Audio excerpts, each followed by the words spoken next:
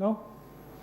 It's quite interesting. It's Fabrique Italiano Auto Torino. One of those little things that sort of comes to mind occasionally. And one of the things that's really interested me throughout my career, as I say, I've all over Europe, the United States and South America. One of the things that really interested me, I suppose really latterly, although I'm working out of the UK, I'm working with India. So, but it gives you a pointer of perhaps how you would want to react and how you'd like to operate to create successful outcomes in these situations. Just to give us some structure, because structure's good sometimes. I'm going to, excuse me, I'd like to walk. I'm going to just give you an idea of the sort of basic how I'm going to try and pull this thing together. And we can really go anywhere with it. So if you've got a question or you want to ask any questions or you disagree with me, disagreeing with me would be a good thing, by the way. I've got no problem with that at all. We can all learn together. For me, this is all work in progress. I'm not going to give you any fantastic answers to the universe or anything because I don't know them. All I can say is I can give you some ideas about where my thought process has been over the last few years as things have happened, how I've reacted to situations, what I think's going on, why I think it's been going on, and perhaps if you take some of those things, they might prove valuable in how you use those things going forward. We talk about the business we're looking to talk about today. I guess one good way of doing is looking at the people who the recipients of the service, the products and services that we're talking about. My view is this is where everything starts, because we've got to have clients, and it's a good place to start is to focus on your clients. I've seen product companies, some unsuccessful product companies, spend huge amounts of time wholly and solely working on the development of their product, and they've got a fantastic product, and they turn around and they've got no customers. In fact, I would actually say, stronger than that, I would say the one thing I note about the successful product-based companies, and this is companies creating ostensibly software products, the one thing I note about these companies is often their product is quite stressed. It's a bit like a Formula One car that's been just going too fast for too long. It's starting to fall apart a little bit. And it's almost the ones with the great products which are pristine and perfect. The only reason they're pristine and perfect is they've been in the garage all the time and nothing's happened. They've got no customers. The companies that are chasing have got a real market. They understand their market. They understand their customers, and they're moving to meet their customers' needs in real time. They're the companies. They struggle to keep up, but they're the successful product companies.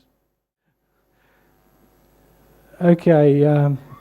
Does anybody recognize anybody on this particular slide? It's not me. I don't look like that with my shirt off. Sure. The sweeping generalizations are going to talk about sort of four elements, really. One is innovation. That's the top left guy with a... So, innovation. Hey, there's some really great stuff out there. Really great stuff out there. I've talked about my enthusiasm for decision support systems and simulation systems and business intelligence, which is really, it's enabling us to make better decisions in complex environments. Business intelligence is an area that is, simplest form, it's a kind of sucking data out of a database and actually trying to represent that data in more meaningful forms, and CEOs will want to look at dashboards now so they can see the performance of their organization in a real-time scenario. It must be good for a CEO, you know, you just sit at your desk and you just watch the graph go up and down and panic when everything goes red and the bell starts to ring, I guess. But there's some pretty cool things to do there in terms of real-time data mining, pulling data out, making conclusions about your actual position in the market. And then I'll talk about waves. And these waves are really interesting. And because in my time, and this is, I didn't know whether to put it in the other order or not, because it's reverse chronological order. Now we're talking about cloud computing. Before that, maybe 3 or 4 years ago, 5 years ago, people were talking about the application service providers. It's pretty well at one level of cloud computing. Cloud computing is more than that. But at one level of cloud computing, this was exactly the same thing, but it didn't work then because the market wasn't ready for it. People like Google weren't there, sort of pervasively introducing cloud computing without anybody knowing it. So that was kind of, right, this is kind of what I think was going on in the SAP market. This will be interesting possibly to the marketing people, but also the IT people as well. Or I guess anybody from what I've just said, but specifically those two groups. I talked earlier about how the mainframe was and the DP manager. He was very tech-centric. After coming into sort of the development of stuff, into sort of more developed, the DP manager became the computer manager, maybe the IT manager, and then he became the CIO, the CTO, and actually now it's more like the CFO, he's really the top level computer guy because he's very, very well versed in technology. So I kind of prefer dealing with CFOs right now because a lot of them know a lot about the technology at the level they need to know about it. Good morning, sir. Good morning. My name is Proton Sanjay. So my question is related to the recent trend in IT industry. Most Indian IT giants are working in the US as a primary source of revenue. But after the protectionism from the US, how you think that the IT industry of India will take shape?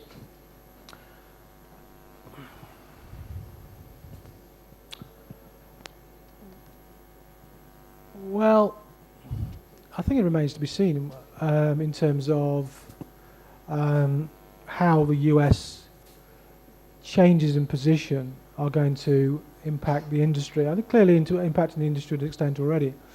However, I think there's some interesting forces. On one hand, you've got a government that's trying to drive more protectionism. On the other hand, you've got a government that's running out of money. So they've got to kind of get two things done at the same time. And it's not going to be easy. So it's going to be a balance. So I wouldn't overplay the extent to which they're going to be protective of their own markets. I think in the global economy, there'll be enough people out there there'll be enough people out there who want to maintain a fairly open marketplace.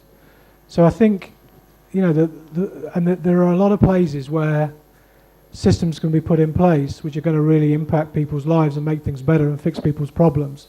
I think once you're doing that and you're adding value, everything else will kind of unravel, whether that be in the politics or the reality or not, I'm not sure. But it'll kind of unravel. So I wouldn't kind of, I think if you read that stuff, it could be pretty alarming. You'd think, well, I'm in here at a bad time, things are getting pressed. I wouldn't worry about that too much, because if you're adding value and you're operating as a value-added sort of person who's fixing people's problems, people are always going to find a way to get you on board. It might change the model, but it won't change the outcome.